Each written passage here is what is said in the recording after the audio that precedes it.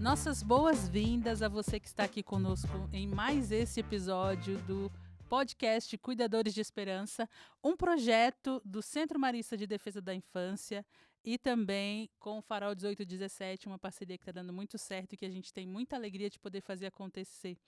Hoje nós estamos aqui com dois convidados especiais e antes de vocês saberem quem são, eu quero que vocês também estejam aí prontos a acolhê-los e a escutá-los, porque hoje a gente vai falar de um tema muito legal, o tema que é Cuidadores de Esperança, o cuidado como resposta às injustiças. Então nós temos dois convidados, eles vão se apresentar. Temos aqui o doutor Eduardo, temos aqui o Ernesto, e eles vão dizer de onde eles vieram, o que eles fazem, a formação, e também um pouquinho da trajetória para o nosso público que está acompanhando, poder também conhecer um pouquinho vocês e terem vocês presentes assim durante toda a nossa conversa. Vamos começar com o Ernesto, que já está aqui me olhando, preparado para falar, já está todo animado, sorridente. Bem-vindo, Ernesto. Eu que agradeço, Gisele, pelo convite. É uma alegria estar aqui com você, com o Dr. Eduardo, né? Nos conhecemos hoje. Eu sou o professor Ernesto, sou professor da PUC, do curso de Teologia.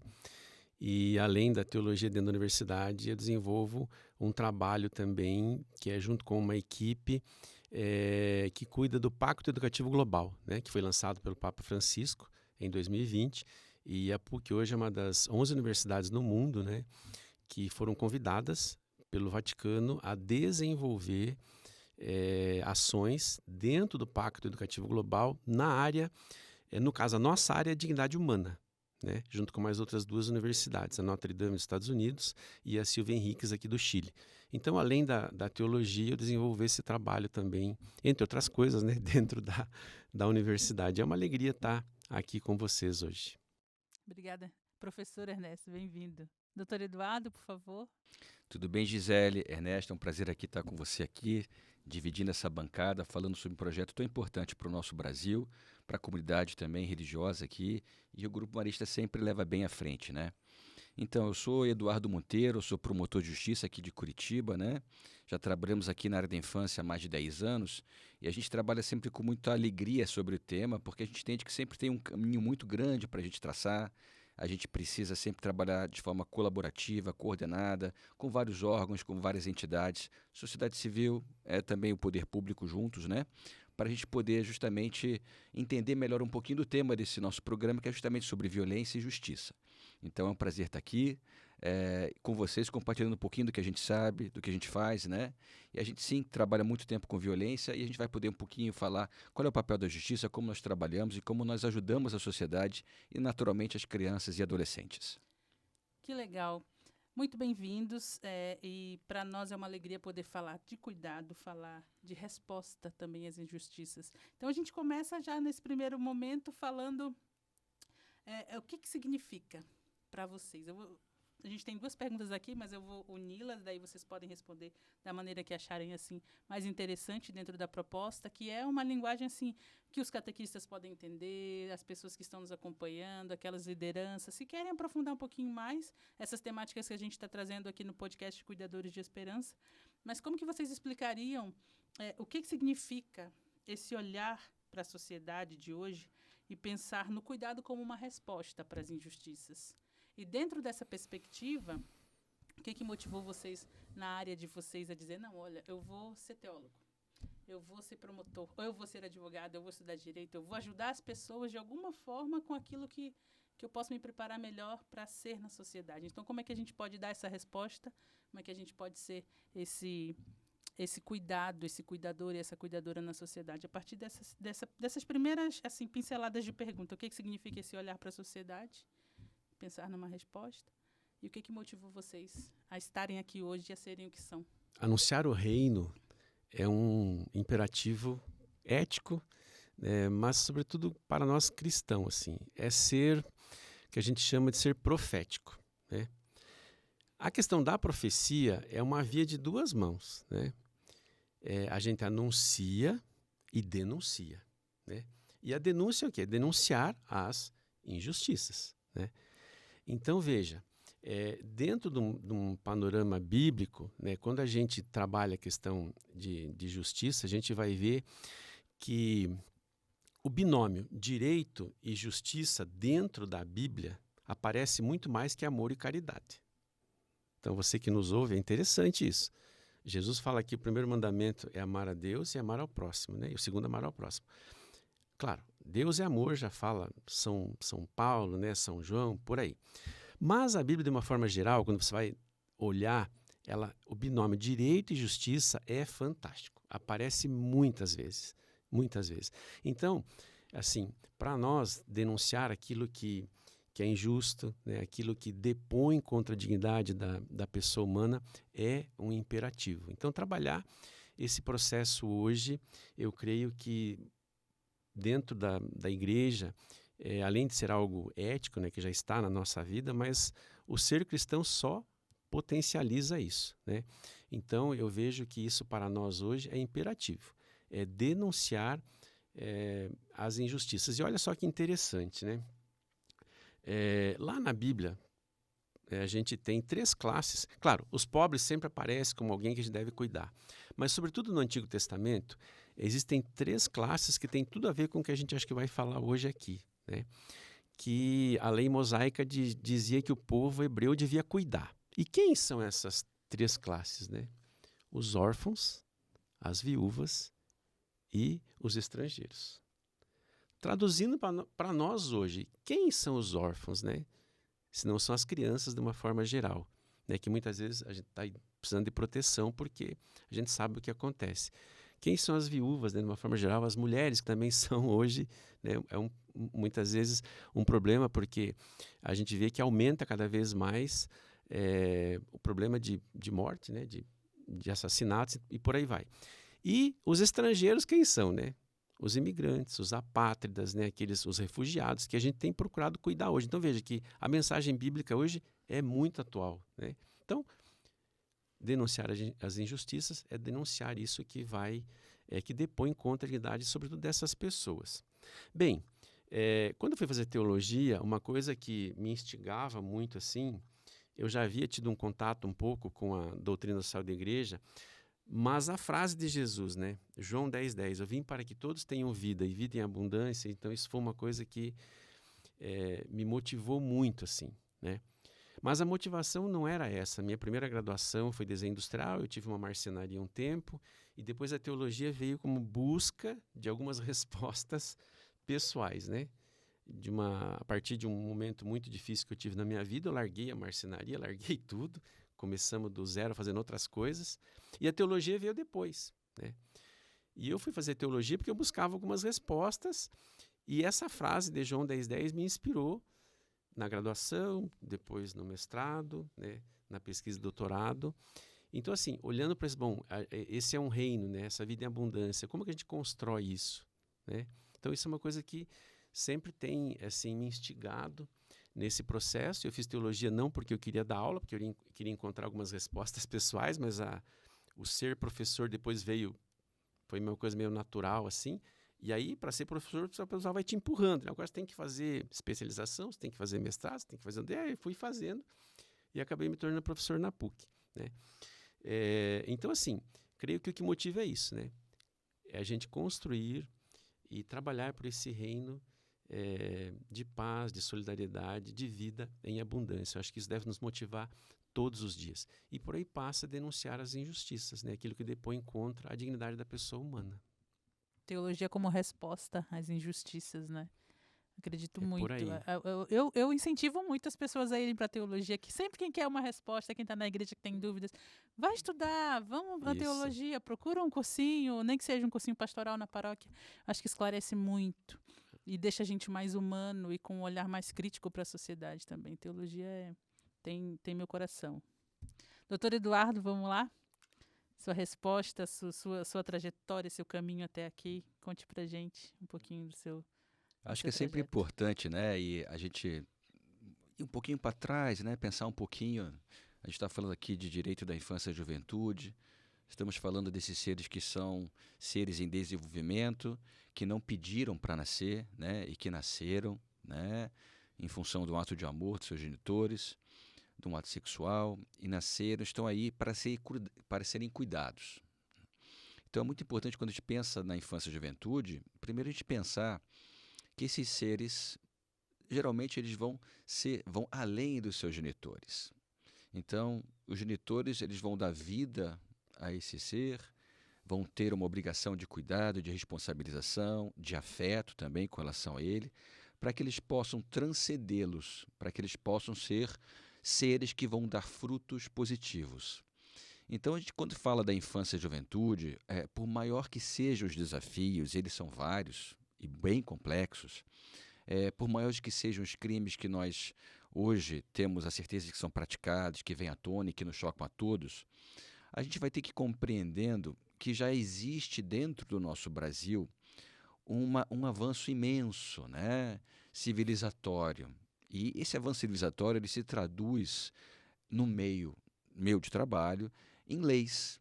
Então, quando nós pensamos na Constituição Federal, quando nós pensamos no Estatuto da Criança e do Adolescente, quando nós pensamos no marco da lei do marco da primeira infância, quando nós pensamos na lei que dispõe sobre os direitos e garantias daquela criança, daquele adolescente que é vítima de violência, quando a gente pensa também na lei Henri Borel, temos agora também uma lei que é mais ou menos recente, que é sobre parentalidade positiva e direito a brincar.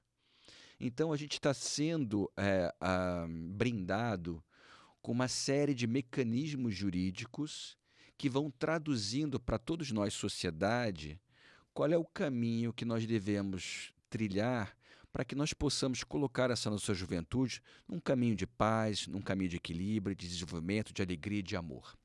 Então, o direito ele serve à sociedade, né? E esses estatutos jurídicos eles vão nos ajudar a gente entender isso.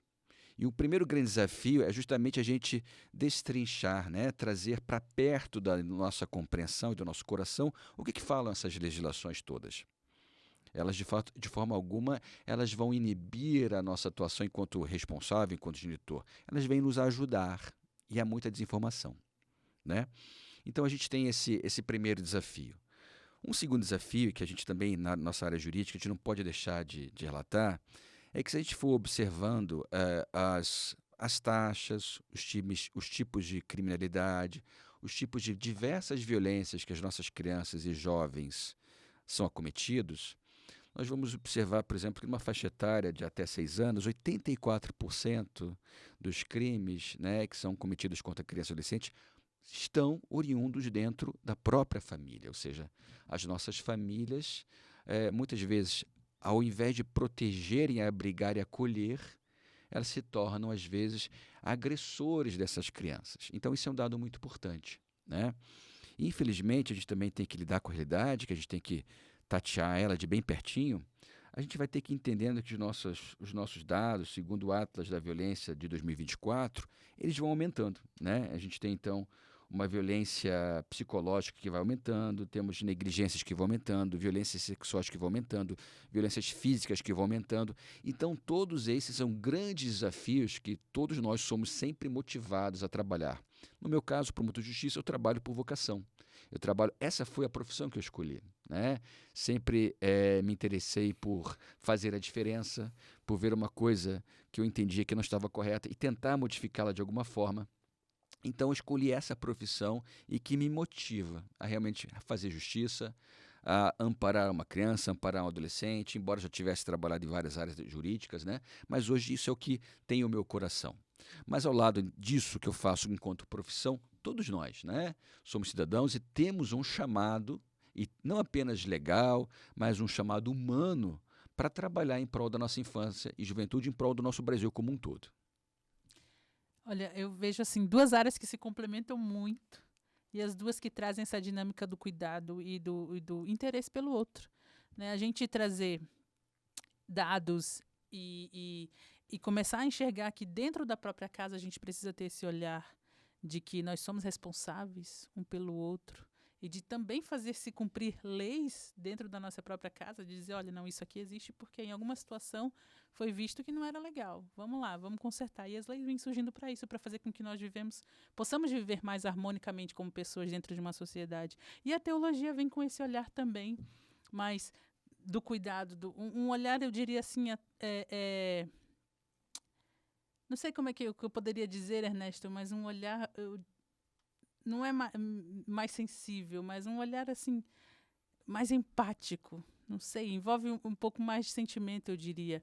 Olha, acho que a teologia, às vezes as pessoas podem achar que não, mas ela nos ajuda a ser mais críticos, Também. a ter uma visão crítica e assim, não olhar só para o que acontece e achar que está normal. Não, é preciso ter uma visão crítica disso, né? E eu via um padre essa semana que trabalha com os refugiados, né, lá, sobretudo em Gaza, e ele dizia assim que pior que o pecado é a indiferença, né? Então, a gente ser indiferente no sofrimento das pessoas é pior do que o pecado. E eu creio que a teologia nos ajuda a isso, sabe? A ser empáticos com as pessoas, né? A desenvolver a compaixão. Esse é um processo. Não é aquilo que fala, eu vou fazer teologia para aumentar a fé. Não, você não aumenta nem diminui. Você lapida o que é diferente, né? E o lapidar passa por esse processo. Às vezes, a espiritualidade ou a religião, ela tem coisa muito para, assim, são coisas para fora, né? Então vem com muitos penduricalhos. E, na verdade, a interioridade, a espiritualidade que vem de dentro, isso que tem que nos motivar, né? Como falava o doutor, a sermos pessoas melhores, né? A cuidar da sociedade, a olhar ter um olhar diferente. Eu acho que a teologia nos ajuda muito nisso, sabe? A ter essa visão mais crítica, né? Para além de uma questão ali talvez romantizada da Bíblia, tal. Não é só isso, sabe? Quando você faz teologia, você tem uma outra visão de mundo, com certeza. Nesse primeiro bloco a gente fez assim meio que uma introdução. E no segundo bloco a gente vai aprofundar um pouquinho mais e espero que vocês tenham gostado dessa primeira conversa e a gente volta já já para continuar o nosso bate-papo.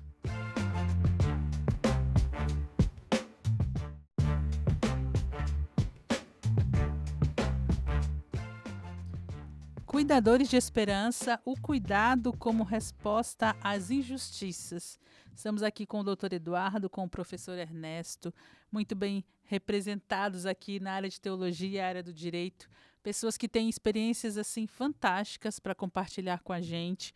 E a gente vem nesse segundo bloco, assim, com esse olhar mais para a realidade. Então eu começo perguntando aqui para o professor Ernesto, como que a igreja enxerga a justiça como valor central para a dignidade da pessoa humana? Você já deu um pouquinho dessa palhinha assim nesse primeiro bloco, onde a gente falou um pouquinho do papel da teologia na sociedade e para o bem comum, mas como que você enxerga esse valor central? Bom, para a igreja, a justiça como a pergunta já diz, é central, mas é inegociável na questão do trato da dignidade da pessoa humana, né? E isso onde é que está balizado?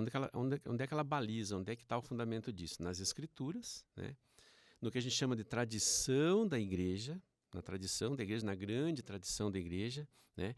Sobretudo no período que você fez teologia, né? Patrística, lá até o ano 500, 600, por aí, os grandes padres da igreja, né?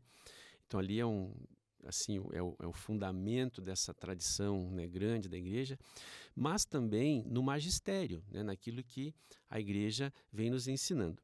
E por falar no magistério, então eu vou trazer aqui uma citação, né, do Catecismo da Igreja Católica falando de justiça. Então, como é que a igreja vê isso? Então, a igreja vê isso como uma virtude moral. Então, a justiça, já desde os filósofos gregos, né, junto com outros valores, assim, depois vão formar o que a gente chama das virtudes cardeais. Então a igreja diz assim, 4 virtudes têm um papel de dobradiça, né? Porque por essa razão são chamadas de cardeais, ou seja, elas dão uma direção para outras virtudes. Então todas as outras se agrupam em torno delas. São prudência, justiça, fortaleza e temperança. E o livro da sabedoria diz assim: ama-se a retidão, as virtudes são frutos dela. Ela ensina a temperança, a prudência, a justiça e a fortaleza. E aí continua. Então, como que a igreja vê a justiça? A justiça é a virtude moral que consiste na vontade constante e firme de dar a Deus e ao próximo o que lhe é devido, né? Então, isso Santo Agostinho fala, olha, a justiça é dar ao outro o que é devido a ele, não o que me sobra, né? Quando eu dou do que me sobra, é caridade. Agora, dar ao outro o que é devido é fazer justiça, né? E aí continua. A justiça para com Deus chama-se a virtude da religião. Então, praticar, né, o que a religião nos coloca. Para com os homens, ela nos dispõe a respeitar os direitos de cada um e a estabelecer nas relações humanas a harmonia que promove a equidade em prol das pessoas e do bem comum. Então, a igreja vê essa questão da justiça central para a dignidade humana nesse sentido do bem comum. Quer dizer, como que eu pratico a justiça nesse processo, né? Então, olhar para o outro, né? E como eu dizia aqui, não é dar o que me sobra, né? Então, lá na tradição dos grandes padres, muitos vão dizer assim, olha, o alimento que está apodrecendo na tua despensa, o sapato que está guardado lá, está faltando no pé de alguém, está faltando no prato de alguém. Então, assim, eu estou acumulando, né, enquanto outros estão passando falta. Então, para a igreja, a justiça é fundamental nesse processo de cuidar da dignidade humana, porque quando a gente fala do magistério, e aí trabalhando na doutrina social da igreja, então a dignidade humana é um dos grandes pilares, né, assim, um dos maiores princípios de toda a doutrina social da igreja está na dignidade humana. E a justiça e o direito ajudam a fazer com que a gente possa cuidar da dignidade humana naquilo que lhe é devido. Professor, só para quem está nos acompanhando, ter presente qual que é o número? Então, no catecismo, isso que eu citei está lá desde o número 1805 até o 1807. Você pode conferir aí no seu catecismo. Isso, vai lá. Depois pega aprofundar. Lá. E também... Tem mais coisas ali, mas esse aqui é o central. Esse é o central, esse é o recadinho que o professor Ernesto está deixando aqui para você. Olha, aprofunde, vamos lá, vamos trazer a justiça como algo que deve ser falado nas comunidades. E aí eu passo a bola para o doutor Eduardo e pergunto assim, quais são os principais desafios que a gente enfrenta hoje, que é enfrentado hoje pelo sistema de justiça no Brasil, quando a gente fala de proteção de crianças e adolescentes? Eu vou pegar o gancho, né, Gisele, quando você fala do sistema de justiça, né? Então, a gente, no bloquinho atrás, a gente comentou um pouquinho sobre os diversos estatutos jurídicos que regulamentam os direitos em si. Mas para que eles se façam valer, que eles sejam aplicados, né, é preciso que tenha um sistema de justiça organizado, onde existem vários tipos de funções distintas, para que a gente possa realmente implementá-los. Então, quando a gente trabalha na infância e juventude, é um direito um pouco diferente dos outros, porque nós trabalhamos justamente com esse sistema de garantia e direitos da infância e juventude, que ele engloba não apenas o poder público, dentro de diversos órgãos, né, dentro de diversas políticas, como quando se fala, por exemplo, em rede de proteção, a gente está falando, por exemplo, das políticas setoriais de educação, da política pública de assistência social, da política de saúde, né? E quando a gente fala de sistema de garantia de direitos, a gente também tem que trazer para perto de nós o Conselho Tutelar, o próprio Poder Judiciário da Infância e Juventude, advogados da OAB, promotores de justiça. Então, nós temos uma série de atores que trabalham já dentro de uma estrutura que já está montada, de certa forma. Mas, apesar de nós termos uma estrutura montada, né, se a gente pensar em Curitiba, por exemplo, numa rede de proteção, o município de Curitiba tem 3.000 servidores públicos, né? O Ministério Público aqui do Paraná em torno de 1.800, o Judiciário muito mais. Então a gente tem que entender que movimentar uma máquina, movimentar uma estrutura dentro de propostas bem claras e que devem ser executadas nem sempre é fácil. Então a gente tem que ter uma justiça para acolher todas essas demandas que são muito complexas, né, que exigem não apenas uma solução de uma sentença de um juiz, né, para muitas questões, quando se tem um contrato de aluguel, locação, quando não há um pagamento, o juiz sentencia que o devedor cumpra e dê um valor pecuniário específico. Isso é uma sentença que não é difícil. Mas quando a gente trabalha com a infância e a juventude, a gente está numa infância que ela trabalha de forma sistêmico-familiar. Ou seja, qualquer violação de direitos de uma criança ou adolescente, ele não pode ser encarado apenas sob a perspectiva daquela criança vítima e daquele agressor. Nós temos toda uma família que, de alguma forma, tem uma participação e deve ser olhada. Então, a Justiça da Infância e Juventude, ela trabalha necessariamente com o município, com o Estado, com a rede de proteção, com vários serviços especializados. Então, se eu não tenho um serviço bem montado na área da saúde, na área da educação para atender, por exemplo, uma população com autismo, na área da assistência social, se eu não tenho projetos que possam fortalecer os vínculos familiares, dar perspectivas de emprego, se eu não tenho um conjunto de trabalhos também que devem ser implementados pelo Poder Executivo através de suas políticas públicas, o acesso à justiça, o trabalho da justiça fica diminuído. Né? Então a gente tem que ampliar os nossos horizontes e sempre trabalhar de forma colaborativa, de forma assertiva, de forma muito científica, né? E isso eu quero deixar bem claro. Para nós, quando acontece uma violência, aquela que mais nos choca às vezes, é aquela violência sexual, né, contra uma criança, né? Então, quando a gente analisa uma situação de violência, qualquer que seja, mas sobretudo essa, não é algo que simplesmente aconteceu. O nosso olhar, ele é científico. Existem fatores que favoreçam a violência desse tipo e, naturalmente, fatores que possam nos ajudar a sair de um ciclo de violência. Então, o olhar de nós, mas de todos, deve ser no sentido de nunca normalizar uma violência, de nunca achar que é assim e sempre foi e sempre será. Não. São aprendizados culturais e cada um de nós tem um papel cultural no sentido inverso, de fazer a justiça, de fazer a diferença e de agir, sobretudo, denunciando aos órgãos já competentes para isso, quando ele se depara com uma situação desse gênero. A partir da sua fala, doutor, eu penso que assim, a importância de por exemplo, uma comunidade eclesial conhecer que existe uma dinâmica, escola, família, sociedade, igreja, todo mundo ali também envolvido quando o assunto é criança e adolescente. Eu acho que isso é algo que traz, assim, que pode ser uma novidade para muita gente que está nos escutando, que está nos vendo.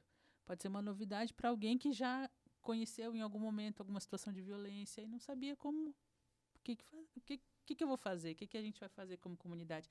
A igreja tem feito também um caminho nesse sentido de dizer, olha, até aqui a gente pode, daqui para frente é a promotoria, é o poder judiciário, vamos trazer caminhos onde a gente possa trazer soluções também para essa dinâmica, para que esse ciclo de violência seja encerrado nas comunidades, vamos dizer assim, né? Então, para vocês, eu trago uma pergunta para a gente encerrar também esse bloco. Quais situações, dentro das experiências de vocês, que a gente pode dizer que é alarmante e que a gente pensa, nossa, aqui a gente precisa dar visibilidade mais para esse acesso à justiça? Justiça no sentido também jurídico da coisa, assim, o olhar do doutor Eduardo, mas a justiça também pastoral, a justiça eclesial, até onde a igreja também pode ir, dentro da realidade que a gente vive, o que a gente pode fazer? Você falava assim do que deixa a gente alarmado, né? O doutor Eduardo falou um pouco antes, no bloco anterior, assim, a gente sabe que mais de 60% dos casos de abuso contra crianças, né, está dentro de casa. Isso me é alarmante já, né? Dói muito no coração da gente, né? Porque não está fora, né? Ontem mesmo, vejo que 2 casos sendo relatados. Você saber, né, que dentro da família isso acontece. E o que nos deixa bastante triste é que às vezes a família encobre, né? Não fala. Então isso é um problema sério. Quer dizer, como a gente fazer com que as pessoas tenham consciência que isso tem que ser denunciado. Segundo alguns dados, a cada hora 7 denúncias. Né? Enquanto nós estamos aqui nesses 40 minutos conversando aqui, talvez estejam aparecendo 4, 5 denúncias aí, mais ou menos. Né? Então, isso são 60 e poucos mil no ano.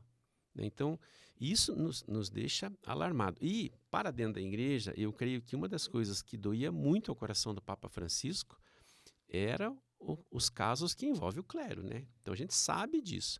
E o Papa Francisco, assim, de alguma forma tentou encarar isso de frente mesmo.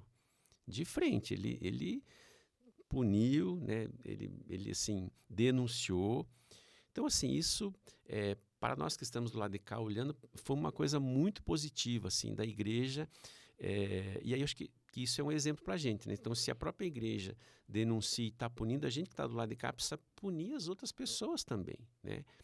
Denunciar. E eu acredito que a denúncia é esse processo, a gente ver, ter esse olhar atento, cuidado, quando você sente que tem alguma coisa ali que não está legal, é denunciar, né? Então, isso nos deixa assim com as antenas, realmente alarma muito. Esses dados são estarrecedores, Os né? dados já são alarmantes, né? Não São. precisa nem trazer casos assim específicos. Mas a igreja também tem feito um caminho de prevenção bem interessante. Aqui no Brasil a gente tem Núcleo Lux Mundi, a gente tem Farol 1817, a gente tem Centro de Defesa Mais da Aqui Infância. os ecos de proteção, que O são Ecos de Proteção. esses encontros que a gente Exato. tem A ajudado gente tem aí. feito uma parceria com a PUC bem bonita de trazer também para o mundo acadêmico essa dinâmica de prevenção. Então, acredito que não só dizer os dados, mas dizer o que a gente tem feito. Eu creio que esse material que está sendo produzido, né, tem que fazer chegar, como você falou, uma parceria com a Arquidiocese de São José dos Pinhais, mas nós temos que fazer chegar em outros lugares. É difícil a gente falar qual é a violência que mais nos agride, né? Todas elas nos agridem de forma muito, muito tocante, né? E eu tenho que deixar aqui, estou aqui num trabalho maravilhoso do Grupo Marista, eu tenho que enfatizar alguns trabalhos que eu conheço, por exemplo, e que muito servem a essa causa, né? Quando a gente pensa no trabalho do Cadê Paraná, que é um trabalho em que torna transparente, tenta trazer, colacionar informações e dados sobre as violências. Esse é um trabalho maravilhoso. Quando a gente pensa um trabalho também feito em conjunto com o Ministério Público aqui do Paraná sobre o OCA, sobre o orçamento, né? Que a gente tem que ter a certeza de que o orçamento público garantido para a infância de fato vá atender a nossa população, e nós temos carências de política pública, carências de servidores, carência de serviços. Então a gente tem vários tipos de trabalho, né? Então, claro, pensando nas violências contra crianças e adolescentes, a gente tem a violência física, nós temos a violência psicológica, nós temos a violência sexual, né? São a institucional, né? Também temos essa violência institucional que quando acontece dentro dos próprios serviços, justamente pela falta de habilidade, conhecimento de lidar com o tema, né? Todas elas são muito marcantes, né? Mas a gente aceita desafio, né? Então, a minha jornada de trabalho, a minha jornada dentro da área da infância, ela começou trabalhando justamente com a agressão que é mais desafiadora, que é a sexual, né? Então, e ela é desafiadora justamente porque ela não é relatada pela vítima, ela é permeada de um segredo e a vítima dificilmente consegue falar, né? Ela não consegue falar. Então, 90% dos casos não nos chega, porque é um fenômeno que ele tem várias nuances que precisam ser conhecidas por todos nós para que nós possamos lidar melhor com isso. Então, claro, essa é um tema que a gente sempre trabalhou bastante, que a gente trabalha muito em Curitiba com a rede de proteção. Nós, a partir dessa lei 13431, nós organizamos formas de escuta protegida dessa vítima e, naturalmente, trabalhamos junto com o município para sensibilizar e qualificar toda a rede de proteção com relação a enxergar, né? Crianças, adolescentes, enxergar sinais de risco, enxergar e acolher aquela criança, se sentir confortável e segura para relatar alguma violência. Então, a gente tem um trabalho muito grande nesse sentido. O doutor Eduardo citou o OCA, citou o Cadê Paraná. Então, convido você que está nos acompanhando a ir lá no site do Centro de Defesa, descobrir um pouquinho mais sobre o que é o OCA, o que é o Cadê Paraná, para você também ficar por dentro de alguns dados que são interessantes, de como que dados podem ser também ajuda na hora de a gente procurar soluções. O Papa Francisco fez questão de separar uma data para os operadores de justiça. Pessoas que estão ali no front, que estão ali vendo as situações de perto e que são também responsáveis de transmitir para a sociedade o que tem acontecido, né? Então, esse episódio é para a gente celebrar também os operadores de justiça, para celebrar também as pessoas que estão não só na sociedade, mas que estão na igreja também com essa missão, né? Quem está ali com o direito canônico, quem está mais envolvido com a doutrina social da igreja, quem está, de alguma forma, também fazendo acontecer a dinâmica de prevenção dentro da igreja e da sociedade. Então, acredito que esse episódio é uma celebração, é um agradecimento também a você que nos escuta e que faz parte dessa dinâmica de prevenção, de direito, de justiça, e que é um cuidador, vamos dizer assim, acima de tudo. Então a gente encerra esse bloco, mas fique aí ligadinho que a gente já volta.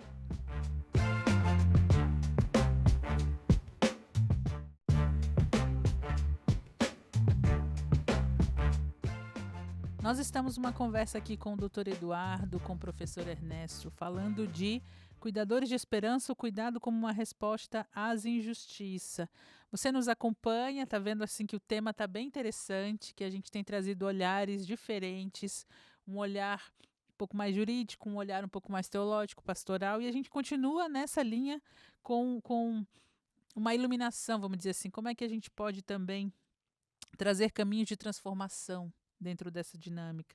Então eu pergunto para o professor Ernesto, que está aqui me olhando, sorrindo, sorridente demais ele, como é que a doutrina social da igreja fala de justiça e como a justiça como virtude ela pode ir além da lei. O que significa isso na prática, professor? Sim, a doutrina social da igreja, que estamos aí praticamente 130 anos, né? Começa com a Rerum Novarum, lá em 1891, com o Papa Leão XIII, por isso temos o Leão XIV, né? Você que nos ouve é por conta disso.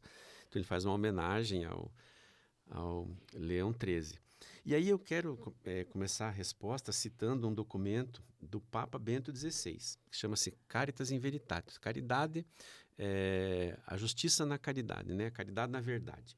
Então ele fala assim, que existem critérios orientadores da ação moral. Está lá no número 6 do documento, está bem no comecinho lá. E ele fala que 2 desses critérios, e ele começa a falar dos 2, é a justiça e o bem comum. Então, por que como você perguntou, aonde que a justiça vai além, né, de mero cumprir normas? Então ele diz assim, a caridade supera a justiça, porque amar é dar, oferecer ao outro do que é meu, mas nunca existe sem a justiça. Quem induz a dar ao outro o que é dele. Então, como eu dizia antes, né, justiça é dar ao outro o que lhe pertence, o que é dele. O que lhe pertence em razão do seu ser e do seu agir. Então, dizer assim que a justiça é uma virtude, né, que vai muito além da lei, é entender que é um processo não só de cumprir leis, mas é um processo relacional. A gente trabalha com relações. E a gente comentava um pouco antes aqui que para nós, às vezes, assim, quando a gente fala de justiça, a gente tem na cabeça a pessoa que julga, né, o juiz lá. Porém, a igreja nos ensina, isso vem desde os escritos bíblicos, que ela trabalha com 3 esferas de justiça. E aí é importante a gente entender, você que nos ouve aí, porque parece-me que a justiça está nos outros, né? Aquele que julga tem que fazer justiça. Não, a justiça já começa comigo. Então a igreja nos ensina assim. Primeiro, existe uma justiça que se chama cumulativa ou de misericórdia, que leva as pessoas a se comprometerem com o bem do outro. Então, assim, justamente isso, dou ao outro aquilo que lhe é devido. Então, essa justiça faz com que eu tenha uma boa relação com o outro. Depois eu tenho uma justiça que se chama justiça legal, né? Que leva todas as pessoas a olharem para o bem comum, como, por exemplo, pagar impostos. O que o governo faz com o imposto? Bom, aí não é problema meu, né? Mas deveria usar para o bem comum. Então, assim, eu tenho a obrigação de pagar. Então, justiça legal. E uma terceira justiça, e aí sim, que é a justiça distributiva, né, ou jurídica, que vai na relação daquelas pessoas que julgam, né, dos juízes, daqueles que fazem as leis, ou seja, essas pessoas elas têm que ser equânimes, né, na hora de distribuir direitos e deveres, né, devem ser imparciais. Então, quando a gente fala que é uma virtude que vai para além somente da justiça, olhar ou para a lei é dizer que assim existe uma questão de caridade, né, que eu tenho que olhar as relações. Então não é só cumprir a lei, mas é um processo que passa pela relação, passa pela espiritualidade, sabe? Então por isso que eu digo assim, né, a teologia nos ajuda nisso porque nos faz olhar para dentro, né? Então não é só o que está no papel, na lei. E Jesus já falava, bom, a lei mata, mas o Espírito liberta. Então, assim, eu preciso olhar para o Espírito também, né? Então, não é só cumprir a lei, às vezes eu preciso ir além daquilo, né? Então, quando Jesus falava assim, olha, se ele te deu uma lei que você tem que caminhar 1000 passos, caminha 2000, né? Vai para além daquilo, né? Então, acho que esse é uma questão importante a gente olhar para isso e saber que nós temos a nossa responsabilidade também, né? E quando a gente fala de justiça social, só para terminar aqui o raciocínio, por que a gente fala tanto de justiça social? Porque essas 3 justiças não estão equilibradas. Porque tu imagina assim, né?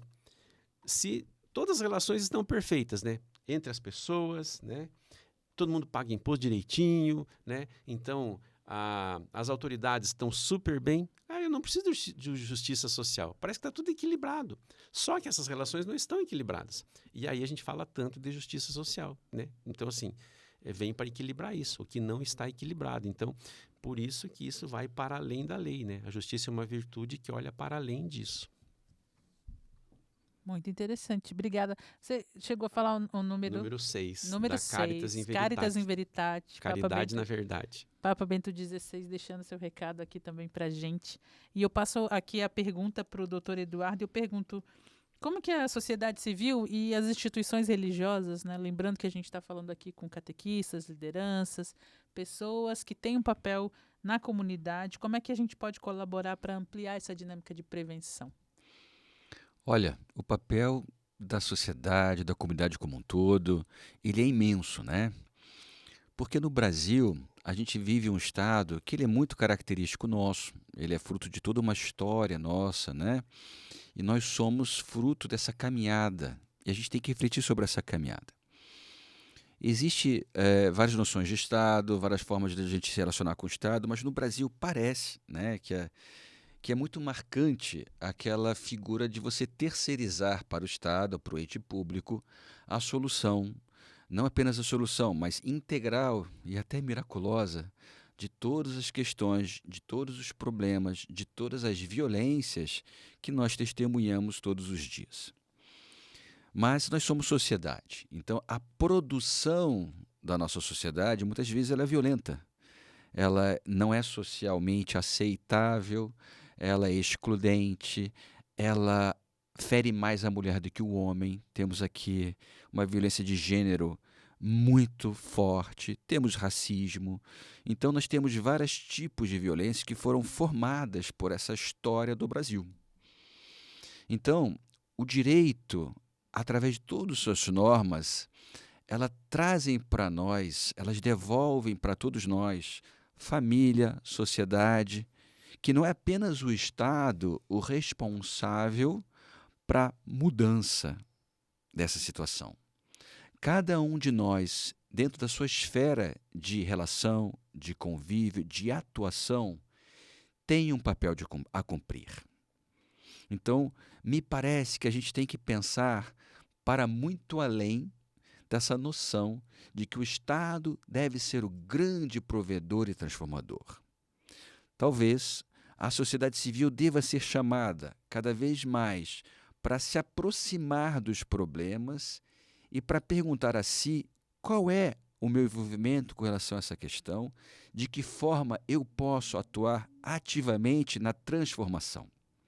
Então, a transformação, a mudança que tanto nós queremos, de um país mais solidário, mais fraterno, mais amoroso, mais equitativo em termos patrimoniais, ela vai decorrer da transformação que cada um de nós, enquanto indivíduos, o fará. O Estado, ele é o reflexo dessa comunidade, mas a origem da transformação, a origem do poder, sempre adveio do cidadão enquanto uno, enquanto indivíduo. Fiquei até sem palavras agora.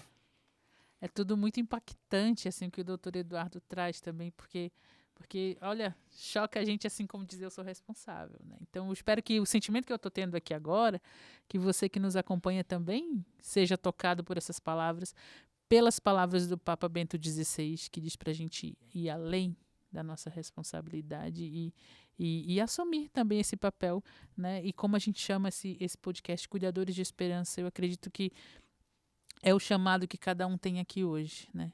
Cuidar para prevenção, para proteger e também para fazer que a nossa sociedade seja mesmo esse lugar harmônico, esse lugar de dignidade para todos. Então, o doutor Eduardo trazia aqui também que é um papel, é o meu papel, é o seu papel, é o nosso papel. Cada um tem que procurar também cumprir aquilo que é um dever, né, da sociedade. E a gente vai para o último bloco agora.